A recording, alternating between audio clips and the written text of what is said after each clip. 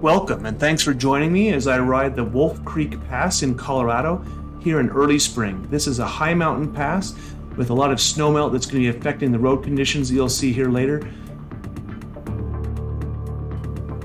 In addition to the beauty of this ride and this mountain pass, I wanted to highlight some of the hazards you might encounter on this mountain pass or any mountain pass if you're riding through in early spring. I want to highlight this tunnel that we're coming up to here. You can see the original road is going off to the right, but in 2005 they built this tunnel to help make it a more reliable road through the mountain to protect it from rockfall and snowfall. However, that brings with it some inherent risks. You'll notice, of course, the tunnel itself is going to be a lot darker, and although my camera will make that transition very seamless, of course, as you're riding with your naked eye and perhaps a tinted sun visor on your helmet, or what I use is a flip-down sun visor, you go from a really bright environment to a really dark environment very quickly, and that does take some time to adjust your eyes. Thankfully, I was able to flip up my sun visor pretty quickly, but it does take time to see what's coming up. And of course, that dark tunnel tends to conceal some potential hazards there. You'll see once we got in here, there's actually a fair amount of water on the road. The road temperature and the air temperature in the tunnel is quite a bit cooler than the outside road as well. So just the whole environment changes once you get inside this tunnel. And I actually came into it a bit hotter than I would have liked. It's still in 5th gear. By the end of it, I got down to 4th gear, but really should have come into it probably a little bit slower, given that I didn't know what the road conditions would be like inside. And something just to take into consideration as you're looking at your road strategy going in high mountain passes, and especially through tunnels like this, where the conditions are going to change on you as you're going through. And of course, as you come out of the tunnel, you have the flip side, where you're coming from a very dark environment to a much brighter environment, so that can cause its own hazards. But at least, thankfully, as you're coming out of the tunnel, the road is generally going to be drier and warmer as you're coming out.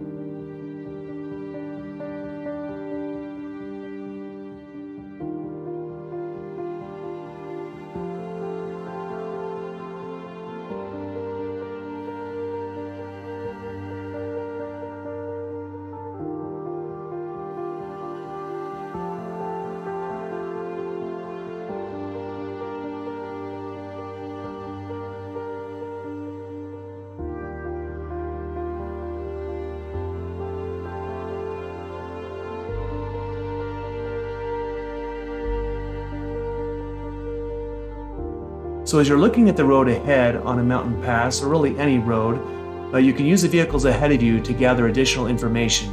You'll notice as the vehicle ahead of me goes over this snowmelt, there's a bit of a spray indicating that it is not frozen, and it gives some degree of the depth of what you're going to be encountering.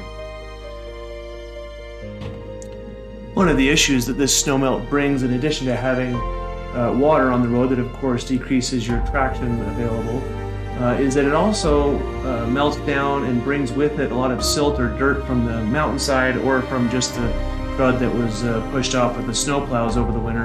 And so there can be a little bit of gravel or dirt that comes along the road with it, and you never really know when you're going to encounter it. So you just have to keep that in mind as you're determining your speed as you're going through these mountain passes.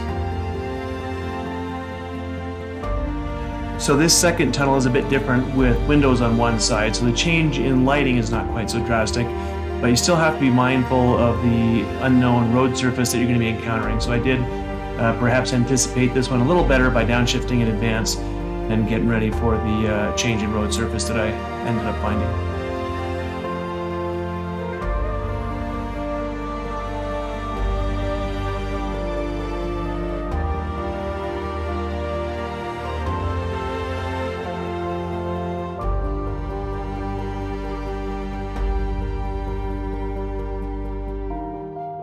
Well, this looks like a fun road sign. Let's see what it brings.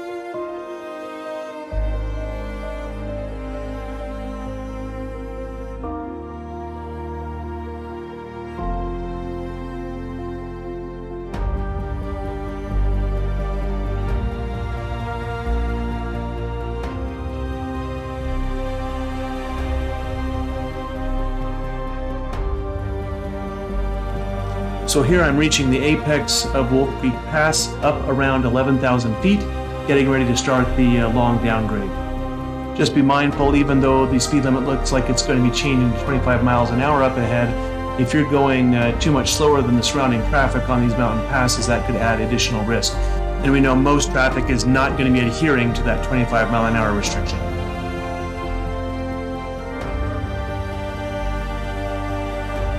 So this has to be one of the most complicated road signs I've ever seen, where they actually give you a map of you are here and showing 2 truck ramps coming up and then 2 subsequent hairpin curves.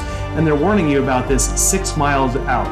So they just really want you to take it seriously, but I'm not sure that warning me 6 miles out was really that helpful. Thanks, CDOT. So here, as I'm overtaking some vehicles, I do come across additional snowmelt that has brought more dirt and even some rocks on the road, so then I back off a little bit on that maneuver until the road conditions improve, at which point then I went ahead and finished that maneuver overtaking the Jeep. There's no point in pushing it if it's going to ruin your ride, ruin your day, and ruin your bike. Keep it rubber side down.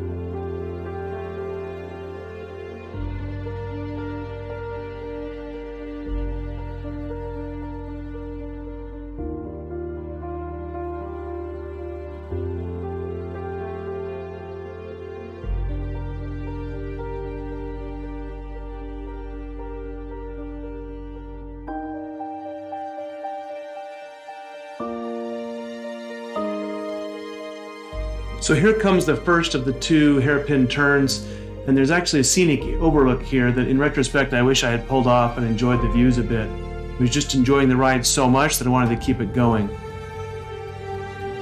As we're passing the scenic overlook though, there's another spot where there's a lot of dirt that's been pulled onto the road, both by the snowmelt as well as cars going on and off the road from that scenic overlook.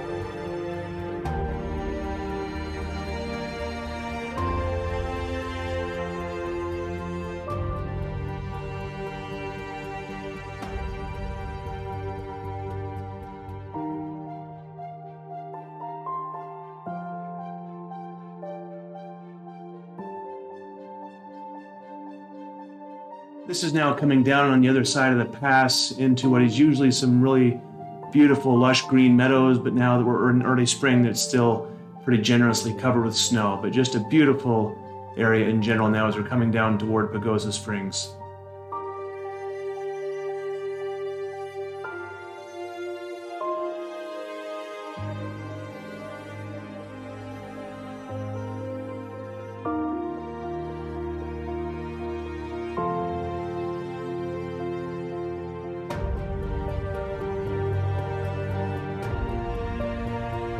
So now here I'm leaving Colorado and entering New Mexico.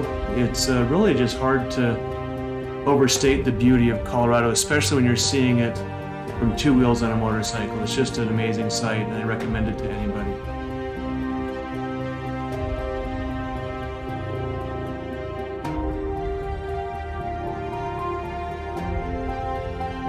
So as I'm winding through some New Mexico canyons, it was all downhill from here, decreasing altitude as I dropped into Farmington, New Mexico.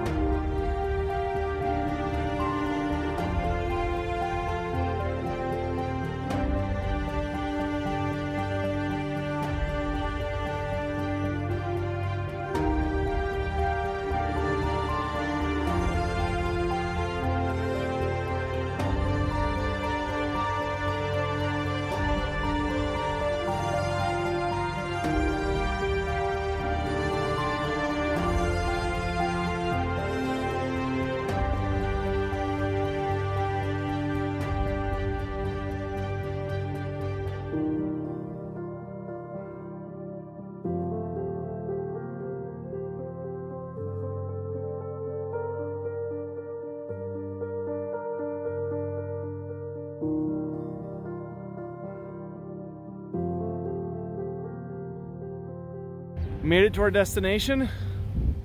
It's hard to capture everything on the ride. There's just so many wonderful views and experiences on the trip that are hard to capture on a video camera, but I highly recommend a good motorcycle road trip to anybody who rides. It's about 360 miles. Is all a pretty short day, so just waiting for my riding companion to get here from Utah, and then we'll get going tomorrow. Thanks for joining.